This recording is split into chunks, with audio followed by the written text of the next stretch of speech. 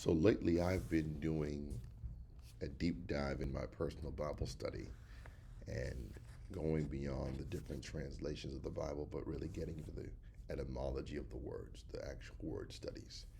And one of the scriptures I was musing on this week was in Romans chapter 1, verse 16. And we all know it.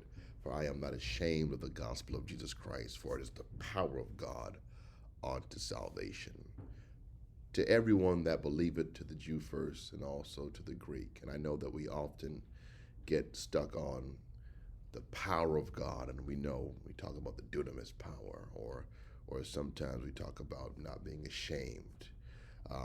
But I started to look at the word salvation because it's often the words that we are familiar with that we actually overlook and we miss out on the essence of certain verses. And while salvation, we know it to be, the baptism and the infilling of the Holy Spirit. The word salvation, especially used in this verse, comes from the root word, and the definition of the root word is deliverance, preservation, safety, salvation, of course. But this is what really stood out to me: deliverance from the molestation or the harassment of enemies. And I was saved, or salvation came my way in the literal sense in the 90s.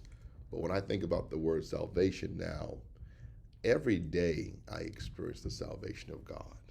Because how many attacks do we face on a day to day basis? I mean, every day there's something trying to grab our attention or to speak into our lives negatively, or some force that is destructively trying to harass us.